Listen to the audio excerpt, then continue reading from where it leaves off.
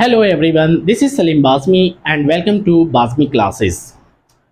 Today I am going to start our new chapter, that is a principle of inheritance and variation. This chapter belongs to the class 12th and it is under the genetics, that is a unit. Genetics is the unit और इसी units के अंदर तुम्हारा क्या आता है कि principle of inheritance and variation जो है ये चैप्टर आता है। तो आइए समझते हैं बड़े आसान तरीके से कि प्रिंसिपल ऑफ इनहेरिटेंस और वेरिएशन क्या होता है। इसको समझने के लिए सबसे पहले हम इसकी लाइन को ही समझेंगे कि आखिर भाई ये इनहेरिटेंस क्या होता है और वेरिएशन क्या होता है। तो सबसे पहले अगर हम बात करें कि जो प्रिंसिपल ऑफ इनहेरिटेंस, यानी कि मैं अगर बोलूं कि इनहेरिटेंस और वेरिएशन, इनहेरिटेंस और वेरिएशन, इसका मतलब है कि इनहेरिटेंस और वेरिएशन दोनों को मैं कंबाइन कर दूं तो इनहेरिटेंस और वेरिएशन दोनों को कंबाइन करने के बाद मैं क्या कहता हूं कि ये जेनेटिक्स तुम्हारा हो गया। क्या हो गया? जेनेटिक्स हो गया, दोनों को कंबाइन करके। यानी कि एक पेरेंट है और एक पेरेंट से तुम्हारा क्या हो गया कि उस पेरेंट से कैरेक्टर पास कर गया, उस पेरेंट से कैरेक्टर पास कर गया। कैरेक्टर का मतलब क्या हो गया? कैरेक्टर का मतलब है कि नाक का शेप, इसी तरीके से स्किन का कलर, बालों का कलर, आंखों का कलर, ये सब कैरेक्टर होता है। और ये कैरेक्टर क्या है कि जब तुम्हारे पेरेंट्स से प्रोजनी के अंदर, प्रोजनी मतलब बच्चे, ऑफस्प्रिंग के अंदर, ऑफस्प्रिंग मतलब बच्चे, तो जब ये पेरेंट्स से बच्चे के अंदर, ऑफस्प्रिंग के अंदर, प्रोजनी के अंदर जब पास ऑन होता है तो उसे हम कहते हैं इनहेरिटेंस। और पास ऑन हो करके क्या वो बिल्कुल भी सारा कैरेक्टर एग्जैक्ट कॉपी कर जाता है? क्या वो बिल्कुल भी एग्जैक्ट कॉपी की तरफ पास कर जाता है? नहीं। पास ऑन होने के बाद वो थोड़ा सा उसके अंदर चेंजेस आ जाते हैं, थोड़ा सा बदलाव आ जाते हैं। तो पास ऑन होने के बाद थोड़े से बदलाव को हम कहते हैं variation. It's mean that this is a inheritance and variation. तो इनहेरिट होने के बाद थोड़ा बदलाव आ जाना is known as a what? Genetics. उसे हम क्या कहते हैं? जेनेटिक्स कहते हैं। और थोड़ा सा बदला इनहेरिटेंस हो करके वेरिएशन हो जाना, इसी को हम एक टर्मिनोलॉजी देते हैं, एक टर्म दे देते हैं, दैट इज अ हेरिडिटी। या नहीं कि यानी कि तुम्हारा जेनेटिक्स बोलो या हेरिडिटी बोलो। Heredity, what is heredity? Heredity को हमें समझना है तो हेरिडिटी समझते हैं। कह रहे हैं कि हेरिडिटी, सॉरी पहले जेनेटिक्स को समझ लो, उसके बाद हेरिडिटी को समझ लेना। जेनेटिक्स की अगर मैं बात करूं तो जेनेटिक्स एक्चुअली होता क्या है? जेनेटिक्स एक्चुअली साइंटिफिक स्टडी कराता है हमें, किस चीज की साइंटिफिक स्टडी कराता है? अबाउट द जीन के बारे में और साथ साथ में हेरिडिटी के बारे में। यानी कि जब जीन की तुम स्टडी करोगे और हेरिडिटी की स्टडी करोगे, हेरिडिटी मैंने क्या बोला? इनहेरिटेंस और वेरिएशन, ठीक है। तो जब तुम जेनेटिक्स का मतलब क्या हो गया कि तुम जब जीन्स की स्टडी करोगे, साइंटिफिक स्टडी करोगे या फिर हेरिडिटी की स्टडी करोगे, तो इस जीन की और इस हेरिडिटी की स्टडी को हम लोग क्या कहते हैं? जेनेटिक्स कहते हैं। अब रही बात, तुम लोग सोचोगे कि sir what is the mean of the heredity? Heredity का मतलब क्या होता है? सुनो, हेरिडिटी का मतलब क्या होता है? कहता है कि हाउ सर्टेन क्वालिटीज और traits are passed from parents to the progeny. ठीक है, कैसे कोई क्वालिटीज है या कोई भी क्वालिटीज, पेरेंट्स की क्वालिटी, पेरेंट की क्वालिटी क्या हो सकती है? पेरेंट की क्वालिटी स्किन की कलर हो सकते हैं, पेरेंट की क्वालिटी लंबाई हो सकती है, पेरेंट की क्वालिटी आंखों का कलर हो सकता है, नाकों का शेप हो सकता है। तो ये सब क्वालिटी है, आईक्यू लेवल हो सकता है, ठीक है। तो ये सब क्वालिटी है किसकी? पेरेंट की। तो कैसे वो पेरेंट की क्वालिटी और ट्रेट का मतलब और करके मैंने लिखा है इसीलिए, तो वही हो गया, मतलब कि कैरेक्टर ही हो गया। तो कैसे कोई क्वालिटी या कैरेक्टर जो है, कैरेक्टर का मतलब अगेन वही स्किन का कलर, आंखों का शेप, नाकों का शेप एंड ऑल, ठीक है। तो कैसे वो सारी चीजें जो है वो पास होती हैं पेरेंट से प्रोजनी में, ठीक है। तो जब वो पेरेंट से प्रोजनी में पास होती हैं तो एज अ रिजल्ट, और पास होने के बाद नतीजा ये होता है, रिजल्ट ये होता है कि क्या हो जाता है? Changes in a DNA sequence.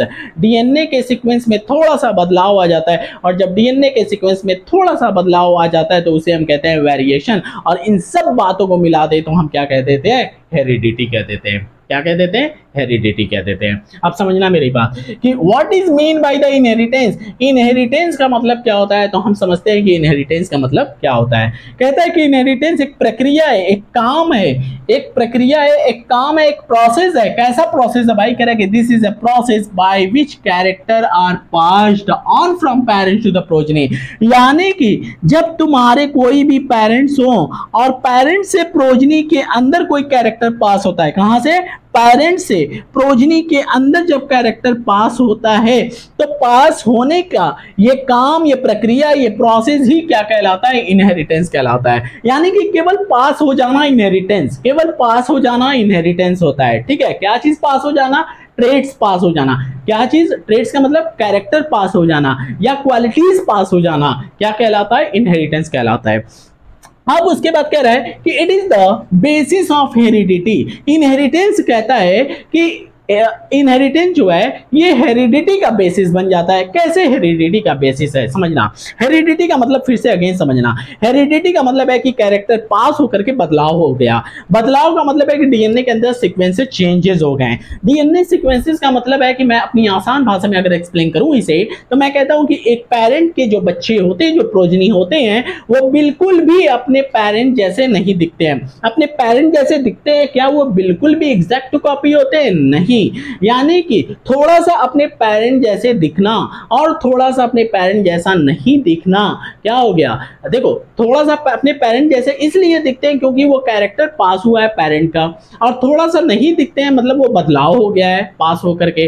तो जब कैरेक्टर पास ऑन होते हैं तो डीएनए के अंदर थोड़ा सीक्वेंसेस के अंदर चेंजेस आ जाते हैं, थोड़ा बदलाव आ जाते हैं। तो कह रहे हैं कि it is the basis of heredity, यानी कि हेरिडिटी तभी होगा, बदलाव तभी होगा, इन ठीक है, वो चेंजेस तभी होंगे, वेरिएशन तभी होगा जब तुम्हारे इनहेरिटेंस होंगे। अदरवाइज जब कैरेक्टर पास ही नहीं होगा तो वेरिएशन कहाँ का? वेरिएशन नहीं होगा। तो इसीलिए कहता है कि हेरिडिटी का जो बेसिस है वो इनहेरिटेंस है। तो बताओ, अगर हेरिडिटी होगा तो किसकी वजह से होगा? इनहेरिटेंस की वजह से होगा। समझ लो कि अगर एक एलिफेंट है, एक एलिफेंट अपनी बेबी एलिफेंट को प्रोड्यूस करता है, तो वो क्यों अपनी बेबी एलिफेंट को प्रोड्यूस करता है? क्यों नहीं वो कोई अदर एनिमल प्रोड्यूस कर देता है?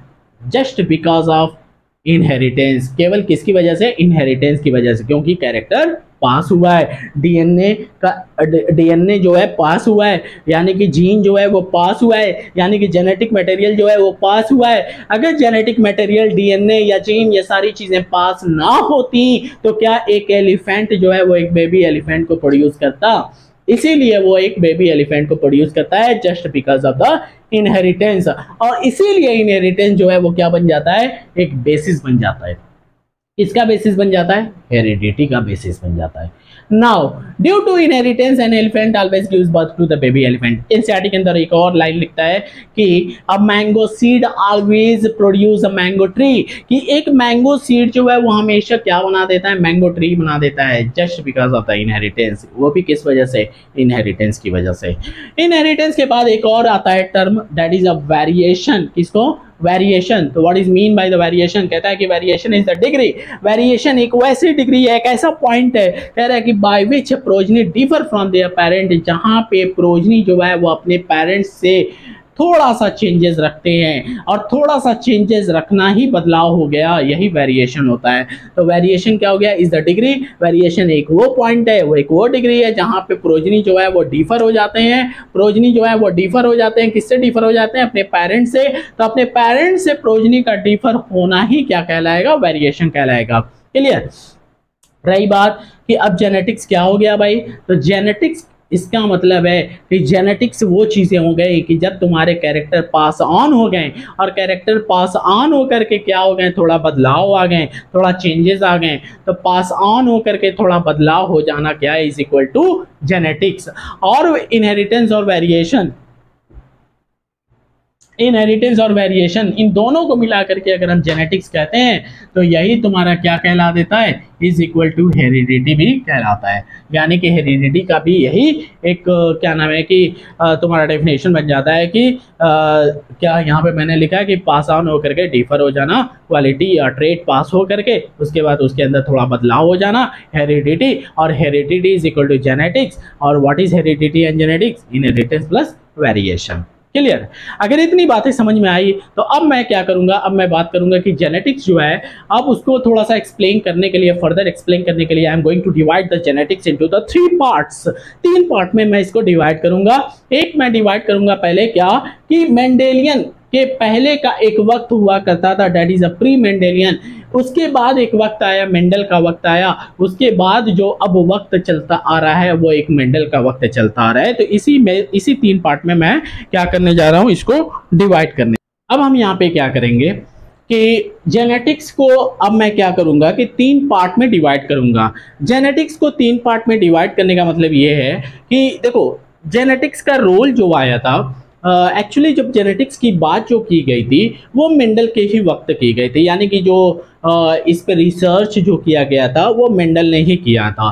तो इसका मतलब है कि जब मेंडल ने जेनेटिक्स पे रिसर्च किया था, यानी कि इनहेरिटेंस और वेरिएशन पे इसके रिसर्च किया था, इसने 7 सालों तक काम किया था जेनेटिक्स के ऊपर, यानी कि प्रिंसिपल ऑफ इनहेरिटेंस जो था और वेरिएशन जो था, जो इन्होंने एक सिद्धांत दिया कि इनहेरिटेंस और वेरिएशन नाम की भी चीज़ कोई चीज़ होती है। तो मेंडल ने पूरा अपना 7 साल एक एक्सपेरिमेंट किया पी प्लांट पे, और 7 साल एक्सपेरिमेंट करने पे ही उसने क्या किया कि इन सारी चीज़ों का पता लगाया कि हाँ ये चीज़ें जो है पास ऑन होती हैं। लेकिन रही बात कि इसीलिए मैं क्या करूंगा, यहाँ पे जेनेटिक्स को 3 पार्ट में डिवाइड करूंगा। एक वैसा वक्त जो मेंडल ने अपने काम को किया, 7 साल तक अपने कामों को किया, और उसके पहले देखो 7 साल तक उन्होंने अपने काम को किया, और उसके पहले का जो वक्त आया, यानी कि मेंडल के पहले का जो वक्त था, यानी कि वो कौन सा वक्त हो जाएगा, कौन सा टाइम हो जाएगा, मेंडल के पहले का वक्त, यानी कि प्री मेंडल हो जाएगा। ठीक है। और उसके बाद एक मेंडल का टाइम आता है जब मेंडल ने अपने कामों का अपने काम को किया, अपने एक्सपेरिमेंट को किया पी प्लांट पे, और फिर उसके बाद जब मेंडल डेट कर गए उनके कामों के बाद, यानी कि उसके बाद का जो वक्त चला आ रहा है वो पोस्ट मेंडल हो जाता है। ठीक है। तो इस तरीके से जेनेटिक्स को मैं 3 पार्ट में डिवाइड करूंगा। एक प्री मेंडेलियन, मेंडल के पहले का वक्त, मेंडेलियन, मेंडल के वक्त का, मेंडल का वक्त, और इसी तरीके से पोस्ट मेंडेलियन जो अब चला आ रहा है वो पोस्ट मेंडेलियन में आएगा। ठीक है। रही बात, सबसे पहले अगर मैं बात करूं कि क्या मेंडल के पहले भी लोग जानते थे कि इनहेरिटेंस नाम की कोई चीज होती है या वेरिएशन नाम की कोई चीज होती है? तो देखो हाइपोथेटिकली वो भी ऐसा सोचते थे कि जो वेरिएशन होता है वो तुम्हारे कहीं ना कहीं सेक्सुअल रिप्रोडक्शन में, इसका रीजन जो है, इसकी वजह जो है वो सेक्सुअल रिप्रोडक्शन के अंदर छिपी हुई है। ऐसा क्या करते थे, पहले के लोग भी ऐसा सोचा करते थे, माना करते थे। और इसी मानने के ऊपर इन्होंने एक छोटा सा एक्सपेरिमेंट इन्होंने ये भी किया था। कैसे कि अगर देखा जाए प्री मेंडेलियन के वक्त, तो कहते हैं, हमारी एनसीईआरटी कहती है कि जो ह्यूमन कब थे, 8000 से 1000 बीसी के अंदर, 8000 से 1000 ये एक टाइम है, पहले के टाइम, 8000 से 1000 BC, before Christ. Before Christ का मतलब क्या हो गया, देखो मान लो कि मैं ये कोई एक पॉइंट ले लेता हूं जहां पे यहाँ पे क्या हुआ था, क्राइस्ट का बर्थ हुआ था। ठीक है। अब उसके बाद जब यहाँ पे क्राइस्ट का बर्थ हुआ तो इसके पहले जो वक्त हो गया, यानी कि एक उल्टा वक्त चलता था, समझ जाओ कि वहां से 8000 से चलता आता था 500 इसकी तरफ से। तो अगर मैं मान लो कि यहाँ पे जहाँ पे बिफोर जहाँ पे क्राइस्ट जो बर्थ हुए, इसको अगर मैं 1 मान लेता हूँ, तो 1 मानने के बाद अगर मैं इधर की तरफ जाता हूँ तो मान लो कि ये 1 2 3 4 5 करके 100 आ गया, 500 आ गया, 1000 आ गया, 8000, इस तरीके से 8000 के बाद 9000, 10000 ऐसे चलता रहा। ठीक है। और उसके बाद जब क्राइस्ट के जन्म के बाद का जो वक्त चला, तो वो देखो अब क्राइस्ट आ चुके थे, यानी कि ईयर्स ऑफ लॉर्ड, लॉर्ड का वक्त चलता आया। ठीक है। अब लॉर्ड का वक्त चलता आया तो इसी ईयर्स ऑफ लॉर्ड को हम लोग कहते हैं एनो डोमिनी, एनो डोमिनी, जिसको हम लोग एडी भी कहते हैं। क्या कहते हैं, एडी कहते हैं। और उसके पहले का वक्त हम क्या कहते हैं, बीसी कहते हैं, बिफोर क्राइस्ट, और ये क्या कहते हैं, एडी कहते हैं। क्या, एनो डोमिनी। ठीक है। यानी कि अगर मैं इसको 1 मान लेता हूं तो क्या हो जाता है कि 1000 से 8000, यानी कि यहाँ की बात हो रही है कि इस वक्त जो ह्यूमन थे, यानी कि हमारे क्या हो गए, पूर्वज हो गए, एंशिएंट हो गए। ठीक है, एंसिस्टर हो गए। तो अब यहाँ से 8000 से 1000 जो ह्यूमन थे उस वक्त, 8000 से 1000 बीसी में जो इंसान थे, जो ह्यूमन थे, वो जानते थे, ठीक है, कि वेरिएशन की वजह जो है वो सेक्सुअल रिप्रोडक्शन में छिपी है। ऐसा वो मानते थे, जानते थे कि जो वेरिएशन होता है वो सेक्सुअल रिप्रोडक्शन की वजह से होता है। ठीक है। तो हमारे एंशिएंट ने वेरिएशन का यूज करके सुपेरियर ब्रीड्स के बीच में कांस्टेंट सेक्सुअल रिप्रोडक्शन करा करके पेरेंट से सुपेरियर वैरायटी पाते गए। यानी कि वो क्या कहे, जंगल से 2 वाइल्ड काउज लेकर के आए, वाइल्ड काउस का मतलब क्या हो गया कि एक सुपेरियर वैरायटी लेकर के आए वाइल्ड काउ। अब जो दो वाइल्ड काउ लेकर के आए, उस दो वाइल्ड काउ का उन्होंने सेक्सुअल रिप्रोडक्शन कराया, और सेक्सुअल रिप्रोडक्शन करा करके उनको जो वैरायटी मिली वो एक सुपेरियर ब्रीड मिला। क्या मिला? सुपेरियर ब्रीड मिला। और वो सुपेरियर ब्रीड फिर दूसरे सुपेरियर ब्रीड को उठा करके उन्होंने रिप्रोडक्शन कराया। इस तरीके से वो रिप्रोडक्शन कराते गए, यानी कि कांस्टेंट रिप्रोडक्शन कराते गए और सुपेरियर ब्रीड पाते गए। और सुपेरियर ब्रीड इसलिए उनको चाहिए था क्योंकि उस वक्त वो लोग क्या करते थे, मिल्क का प्रोडक्शन कराना चाहते थे, वो मिल्क को बेचना चाहते थे, वो चाहते थे कि वो उस काऊ से मिल्क का प्रोडक्शन ज्यादा से ज्यादा हो। ठीक है, तो वो ज्यादा से ज्यादा क्या कराना चाहते थे, मिल्क का प्रोडक्शन कराना चाहते थे। इस तरीके से उन्होंने क्या किया कि सेक्सुअल रिप्रोडक्शन करा करके एक कांस्टेंट ब्रीड पाते गए। और उस कांस्टेंट ब्रीड में एक एग्जांपल आता है साहिवाल काऊ, और ये कहाँ पे हमें देखने को मिला? इंडिया के अंदर पंजाब में देखने को मिला। क्या? साहिवाल काऊ। ठीक है, तो ये एक एग्जांपल बन जाता है। कब ऐसा हमारे एंसेस्टर ने कराया? 8000 से 8000 से 1000 बीसी, यानी कि 1000 बीसी के अंदर में इन्होंने करने को देखा। और बिफोर क्राइस्ट, यानी कि ये क्राइस्ट से पहले का वक्त था। ठीक है, अब उसके बाद अगर हम बात करें कि मेंडेलियन का जब वक्त आया, तो मेंडेलियन का वक्त जब आया तो समझना मेरी बात, ये थोड़े से बेसिक चीजें हैं। अगर इन बेसिक चीजों को समझ जाते हो तो तुम्हारे कॉन्सेप्ट जो होंगे सारे कॉन्सेप्ट क्लियर होंगे। समझना, 1856 से 1863 तक, यानी कि 1856 से लेकर के 1863 तक, यानी कि 7 साल तक जो है वो मेंडल का काम चला, रिसर्च चला। मेंडल का रिसर्च चला कब से कब तक? 1856 से 1863 तक। अब समझना, जब ये इनका वक्त चलता रहा, मेंडल का काम क्या था, रिसर्च क्या था? उन्होंने पी प्लांट लिया और पी प्लांट पे उसको क्रॉस कराते गए। क्रॉस करा करके वो ये कहते थे कि ये इनहेरिट हो रहा है, वेरिएशन आ रहे हैं। ठीक है, तो इसका मतलब ये है कि देखना जरा, छोटे छोटे पॉइंट है। कहता है कि 1831, एक मिनट, 1831, ठीक है, 1831 में क्या हुआ कि Robert Brown discovered the cell nucleus, यानी कि सेल के अंदर इस न्यूक्लियस की रिसर्च कब हुई, डिस्कवर्ड कब हुआ? इस सेल के अंदर का जो न्यूक्लियस है वो 1831 में हुआ। और किसके द्वारा किया गया? रॉबर्ट ब्राउन के द्वारा किया गया।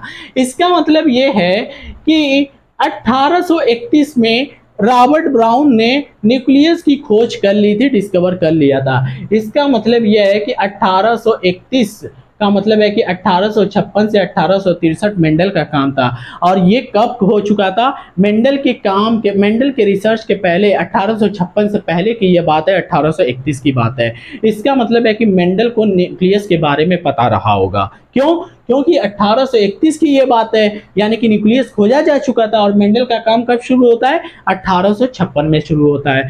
तो इसका मतलब है कि मेंडल को न्यूक्लियस के बारे में पता रहा होगा कि न्यूक्लियस न्यूक्लियस जैसी भी चीज होती है या न्यूक्लियस भी होता है।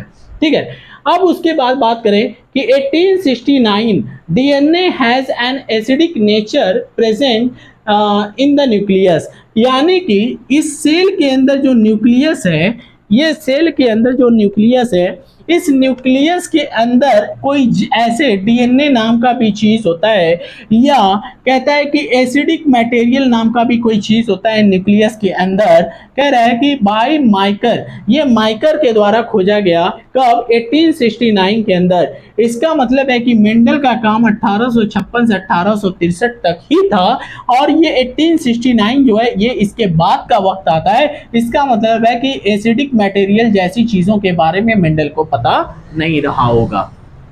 क्लियर? यानी कि मेंडल जो है इस चीज के बारे में बिल्कुल नॉलेज नहीं रखते थे। मेंडल को इस चीज के बारे में बिल्कुल नॉलेज नहीं था, न्यूक्लियस के बारे में नॉलेज था। क्लियर? अब उसके बाद 1902 का वक्त आता है। 1902 में बावेरी एंड सटन दो लोगों ने मिलकर के क्या किया? Gave chromosomal theory of inheritance.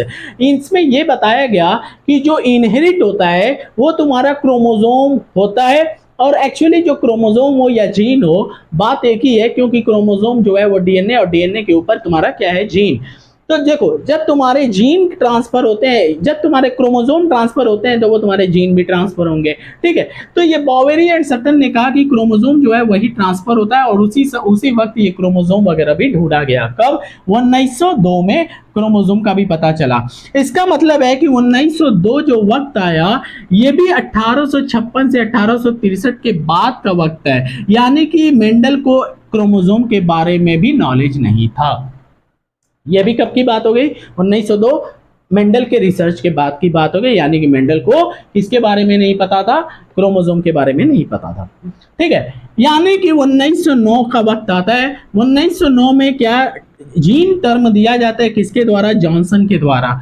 जब जीन टर्म दिया जाता है जॉनसन के द्वारा, कब? 1909 में। तो समझना मेरी बात कि 1856 से 1863 तक 7 सालों तक मेंडल का काम चला, यानी कि 1863 के बाद 1909 आता है। तो मेंडल को भाई कैसे पता रहेगा इसके बारे में? जीन के बारे में नहीं पता रहा होगा, तो जीन के बारे में भी मेंडल को नहीं पता था। ठीक है, यानी कि मेंडल ने जब बोला था कि कुछ ना कुछ जो है वो ट्रांसफर होता है, क्या नाम है कि पेरेंट्स से प्रोजेनी में, तो वो कुछ ना कुछ को केवल बोल दिया था कि कोई फैक्टर, कुछ ना कुछ तो है, यानी कि उसने उसका नाम रख दिया था फैक्टर।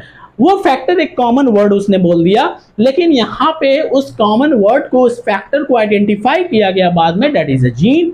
ठीक है, अब उसके बाद समझना 1928 का वक्त आता है। 1928 में Frederick Griffith wants to know the biochemical nature of the genetic material. Genetic material that is a DNA. तो डीएनए का वो जेनेटिक मटेरियल का वो नेचर जानना चाहते थे। कौन? फ्रेडरिक ग्रिफ्थ और क्या नाम है कि फ्रेडरिक ग्रिफ्थ। ठीक है, ये wants to know the biochemical nature of the genetic material, यानी कि जेनेटिक मटेरियल का नेचर कैसा है कैसा नहीं है, वो डीएनए के अंदर ही आ गया। ठीक है, तो यानी कि ये भी कब की बात है? 1928 की बात है। ये भी कब की बात है? मेंडल के बाद की बात है। मेंडल यानी कि इसके बारे में, उसके नेचर वेचर के बारे में भी नहीं जानते थे। क्लियर? उसके बाद 1952 का वक्त आता है। Hershey and Chase finally confirmed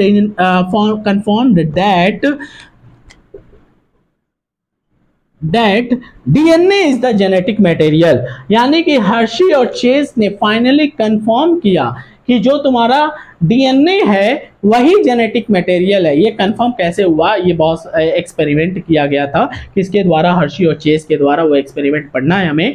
तो एक्सपेरिमेंट करने के बाद हर्शी और चेस ने बोला कि भाई जो तुम्हारा डीएनए है यही तुम्हारा जेनेटिक मटेरियल है। और ये कब पता चला? 1952 में, 1952 में। यानी कि इनका जो कंफर्मेशन आया ये भी मेंडल के वक्त के बाद आया, मेंडल के कामों के बाद आया, यानी मेंडल इसके कामों के बारे में भी नहीं जानते थे। ठीक है, यानी कि मेंडल को सिर्फ और सिर्फ किसके बारे में नॉलेज थी? न्यूक्लियस के बारे में नॉलेज थी, और किसके बारे में नॉलेज नहीं थी? ना ही मेंडल डीएनए के बारे में जानता था, ना ही मेंडल जीन के बारे में जानता था, ना ही मेंडल क्रोमोसोम के बारे में जानता था, ना ही मेंडल उसके नेचर कैसे होते हैं, उसके बिहेवियर कैसे होते हैं, उसका एक्चुअली में DNA is a genetic material होता है कि नहीं होता है, इसके बारे में कुछ भी मेंडल को नहीं पता था। यानी कि मेंडल को सिर्फ और सिर्फ न्यूक्लियस के बारे में पता था। तो यानी कि 1856 से 1863 तक जब 7 सालों तक काम मेंडल का चलेगा, तो अब समझ जाना कि जब मैं जितना भी मेंडल के बारे में पढ़ाऊंगा उस समय मेंडल के वक्त में मेंडल के कामों में कभी भी जीन का यूज नहीं होगा, कभी भी डीएनए का यूज नहीं होगा, कभी भी क्रोमोसोम का यूज नहीं होगा, कभी भी उसके नेचर वेचर के बारे में बात नहीं की जाएगी।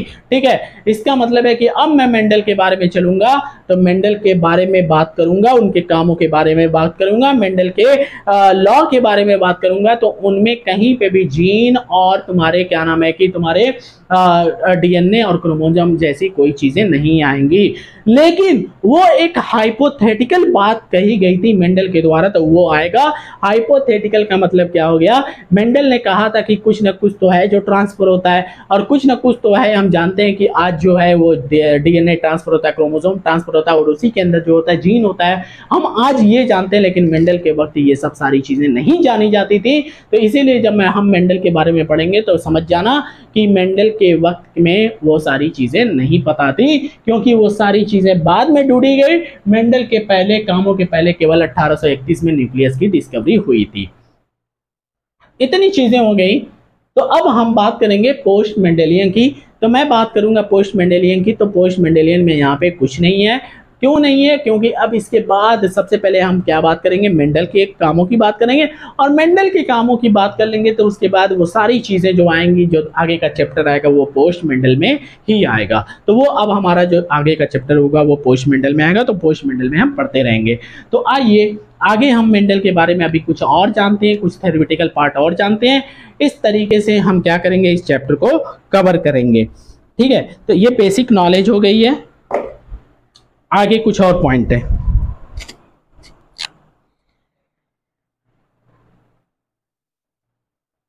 कब हुआ, मेंडल की डेथ कब हुई, मेंडल ने क्या किया, किस पे काम किया, इन सब सारी चीज़ों के बाद हम आगे बढ़ते हैं। देखिए मेंडल की अगर हम बात करें तो इनका पूरा नाम जो था वो जॉर्ज मेंडल था। ठीक है, जॉर्ज मेंडल की अगर हम बात करते हैं तो इनका जो बॉर्न हुआ, इनका जो बर्थ हुआ, कह रहा है कि ऑन 22 जुलाई 1822 में हुआ था। कब हुआ था? कब? 22 जुलाई 1822 में हुआ था। उसके बाद हम बात करें कि रिसर्च जो हुआ था, रिसर्च ऑन पाइसम सटाइवम, इन्होंने अपना जो रिसर्च किया था वो किस पे किया था?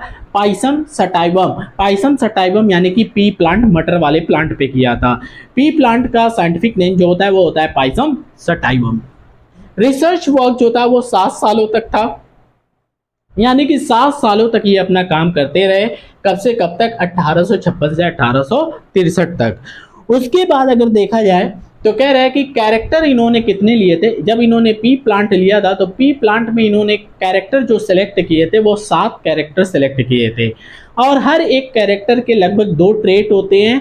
क्यों 2 ट्रेट होते हैं? क्योंकि ये पी प्लांट भी जो था वो डिप्लॉयड ऑर्गेनिज्म था। क्या था? डिप्लॉयड था। अब जब डिप्लॉयड था तो डिप्लॉयड का मतलब है कि इसमें 2 सेट ऑफ डीएनए होते हैं, और जब 2 सेट ऑफ क्रोमोसोम होते हैं, तो जब 2 सेट ऑफ क्रोमोसोम होते हैं तो एक सेट, एक क्रोमोसोम पे एक कैरेक्टर, और उसी का दूसरा जो कैरेक्टर होगा वो दूसरे तुम्हारे क्रोमोसोम पे होगा। तो इस तरीके से एक कैरेक्टर के 2 ट्रेट हो जाते हैं। तो जब 7 कैरेक्टर लिया तो 14 ट्रेट यानी कि 14 ट्रेट हो गया। ये बाकी बात हम समझेंगे, धीरे धीरे आगे समझेंगे। अभी केवल हमें ये समझना है, जो एक छोटी छोटी इंफॉर्मेशन है उसके बारे में हमें देखना है। अब उसके बाद अगर देखें तो मेंडल जो है वो डाइट कर गए थे कब? 1884 में, 1884 में। रही बात कि मेंडल ने अपना पी प्लांट पे काम किया था, तो मेंडल ने क्यों पी प्लांट पे ही काम किया? Why Mendel selected pea plant? ये बोर्ड के अंदर भी क्वेश्चन आता है। ठीक है, और ये बड़ा इंपॉर्टेंट क्वेश्चन है। रिटन 2 नंबर में, 1 नंबर में कभी कभी पूछ दिया जाता है कि why Mendel selected pea plant. Mendel ने पी प्लांट को क्यों सिलेक्ट किया? उसका रीजन ये है कि पी प्लांट जो होता है वो एनुअल प्लांट होता है, और 2 to 3 month short life span help us to get a result in a short period of time. यानी कि पी प्लांट जो है, अगर तुम आज ग्रो कराते हो, मान लो कि ये this is the month of July, अगर मान लो कि तुम जुलाई में इसको ग्रो कराते हो तो जुलाई, अगस्त, सितंबर में इसका रिजल्ट मिल जाएगा। 1 से 2 महीने में इसका रिजल्ट मिल जाएगा। इसका मतलब है कि 2 से 3 महीने के अंदर इसका रिजल्ट मिल जाता है, बहुत जल्दी रिजल्ट मिल जाता है। और साथ साथ में कह रहा है कि इसकी जो इस लाइफ स्पैन होते हैं बड़े शॉर्ट होते हैं, 2 से 3 महीने का होता है। Pea plant shows clear cut contrasting trait, यानी कि पी प्लांट के अंदर जो है वो ट्रेट जो है बड़े अच्छे तरीके से दिखाई देते हैं। मतलब अगर शॉर्ट प्लांट है तो वो शॉर्ट बड़े अच्छे तरीके से दिखाई देता है, टॉल प्लांट है तो टॉल वाला प्लांट बड़े अच्छे से तरीके से दिखाई देता है। अगर उसका फ्लावर कलर है, उसके जो तुम्हारे सीड के शेप हैं, साइज हैं, वो सारी चीज़ें अच्छी तरीके से हमें दिखाई देते हैं पी किसके अंदर? पी प्लांट के अंदर। तो इसीलिए कहते हैं कि कंट्रास्टिंग ट्रेट जो है इनके अंदर क्लियर कट दिखाई देता है। Pea plant produce large number of seeds, कह रहा है कि which give a greater credibility to the data. एक बात और है कि तुम देखोगे कि पी प्लांट के अंदर सीड जो है वो ज़्यादा पाया जाता है, यानी कि इसके अंदर सीड ज़्यादा होता है। तो अगर सीड ज़्यादा पाया जाएगा तो डाटा भी हमें क्या मिलता है? ज़्यादा मिलता है। तो इस वजह से मेंडल ने क्या किया था? पी प्लांट को सिलेक्ट किया था। दूसरा, pea flower are bisexual. Pea flower जो होते हैं वो बाइसेक्सुअल होते हैं। मतलब अगर कोई फ्लावर है इस तरीके से, तो इसी फ्लावर पे मेल वाला, फीमेल वाला भी पाया जाएगा, इसी फ्लावर पे एंथर वाला भी रिप्रोडक्टिव पार्ट पाया जाएगा। इसका मतलब है कि अगर दोनों पाए जाएंगे तो यहाँ पे ये सेल्फ रिप्रोडक्शन में हेल्प करेगा, यानी कि ऑटोगैमस में हेल्प करेगा। तो कह रहा है कि pea flower are bisexual and support autogamy, और ये ऑटोगैमी को क्या करता है, सपोर्ट करता है, जो कि तुम पिछले वाले चैप्टर में ऑटोगैमस के बारे में पढ़े होगे। कह रहा है कि pea plant easy to cultivate, pea plant अगर लेते हो तो पी प्लांट को कल्टीवेट करना तुम्हारा, उसका एग्रीकल्चर कराना तुम्हारा क्या होगा, आसान होगा। तो इसीलिए मेंडल ने क्या किया था, ये सेलेक्ट किया था पी प्लांट को। तो ये तुम नोट कर लेना, इतने आंसर बड़े हैं तुम्हारे, बहुत काफ़ी हैं। तो ठीक है, इसके बाद आता है कि वाई मेंडल्स वर्क अनरिकॉग्नाइज। ये कुछ इंपॉर्टेंट क्वेश्चन है। Why Mendel work unrecognise, Mendel के काम को क्यों जो है अनरिकॉग्नाइज किया गया था। देखो ये छोटे छोटे टॉपिक भी हैं, एनसीईआरटी के अंदर लिखे भी गए हैं, लेकिन इसके कॉन्सेप्ट को समझने के लिए ये हमें समझना ही पड़ेगा। लेकिन इसको मैं तुम्हें क्वेश्चन के फॉर्म में इसलिए समझा दे रहा, क्योंकि अगर क्वेश्चन भी तुम्हारा ऐसे आ जाता है तो वो तुम्हारे क्वेश्चन जो है सॉल्व हो जाएंगे। रही बात कि मेंडल के काम जो है वो अनरिकॉग्नाइज्ड क्यों हो गए, तो पहली बात समझना, मेंडल जब अपना उस समय 1856 से 1863 के वक्त में जब अपना काम कर रहा था, तो उसमें दिक्कत क्या आई थी कि कम्युनिकेशन जो उस समय था वो बहुत आसान नहीं था। Communication was not so easy. क्यों? क्योंकि उस समय ना ही फ़ोन था, ना ही उस समय कोई कह लो कि न्यूज़पेपर में इतनी आसानी तरीके से हम लोग को न्यूज़ दे सकते थे ना। तो इस तरीके से क्या है कि कम्युनिकेशन वाज नॉट इजी, और कम्युनिकेशन आसान ना होने की वजह से इनके कामों को पहचाना नहीं गया। मतलब जहाँ पे वो काम किए थे वो एक जगह से दूसरी जगह तक उसकी इंफॉर्मेशन पहुँची नहीं। उसके बाद कह रहे हैं कि यूजिंग मैथमेटिक स्टैटिक इन अ बायो, सबसे खराब बात इन्होंने क्या कर दी थी उस समय के हिसाब से, मतलब उस समय के साइंटिस्ट लोग, उस समय के लोग माने कि बायो के अंदर मेंडल ने मैथ लगा दिया, स्टैटिक लगा दिया, डाटा लगा दिया। इसका मतलब है कि ये बातें सारी क्या हो गई, गलत हो गई हैं। तो इस वजह से मेंडल के कामों को भी क्या हो गया, मेंडल के कामों को भी अनरिकॉग्नाइज किया गया। किस वजह से? क्योंकि उन्होंने क्या कर दिया था, मैथ का यूज कर दिया था, डेटा का यूज कर दिया था। और दूसरी बात, no physical proof for the existence of the factor, यानी कि जो उन्होंने बोला था, उन्होंने क्या बोला था कि जो पी प्लांट का जो पी प्लांट है वो दूसरा भी पी प्लांट जो है उसके जैसा आ रहा है, या थोड़ा सा F2 F1 जनरेशन में कुछ अलग आ जा रहा है, यानी कि पी प्लांट जैसा ही कैरेक्टर रख रहा है। तो मेंडल ने सोचा कि कुछ तो है जो कि पेरेंट से प्रोजनी के अंदर ट्रांसफर होता है, कुछ तो है को मेंडल ने फैक्टर बोला। और मेंडल ने सिर्फ ऐसा सोच करके बोला, हाइपोथेटिकली बोला, यानी कि कोई भी एग्जिस्टेंस नहीं थी, कोई भी प्रूफ नहीं था उनके पास। इसीलिए मेंडल के कामों को भी अनरिकॉग्नाइज किया गया। जब मेंडल के कामों को अनरिकॉग्नाइज किया गया तो मेंडल के डेथ के बाद, यानी कि 1884 के में मेंडल जो है वो मर गए थे, उनकी डेथ हो गई थी। डेथ के बाद जब वो 16 साल हो गया, 16 साल के बाद, उसके बाद यानी कि कब, 1900 में, आफ्टर 16 ईयर्स मेंडल के डेथ के 16 साल बाद 3 साइंटिस्ट जो है वो अलग अलग देश से आए, और अलग अलग देश से आए, अलग अलग प्लांट पे उन्होंने काम किया, और अलग अलग देश से अलग अलग प्लांट पे काम करने के बाद उन्होंने देखा कि जो मेंडल कह के गए थे, जो मेंडल ने काम किया था, वो सब का सब क्या है, सत्य है, वो सब का सब क्या है, सही है। ये 16 साल बाद, मेंडल के मरने के 16 साल बाद ये 3 अलग अलग साइंटिस्ट आए। समझना मेरी बात, 3 अलग अलग साइंटिस्ट आने की वजह से इसीलिए क्या बोला जाता है कि ये इंडिपेंडेंटली काम किए, यानी कि एक साथ ये मिल करके काम नहीं किए। ठीक है, रही बात कि वो 3 साइंटिस्ट कौन थे, तो एक थे कार्ल कॉरेंस जो थे वो जर्मनी के थे, और इन्होंने मेज प्लांट पे काम किया। और जब मेज प्लांट पे काम किया तो इन्होंने देखा कि जो मेंडल कह के गए थे वो एकदम वैसे ही उनका रिजल्ट आ रहा है, इनका भी रिजल्ट वैसा ही आ रहा है जैसा मेंडल का आया था। शी-मार्क जो थे वो ऑस्ट्रिया के थे।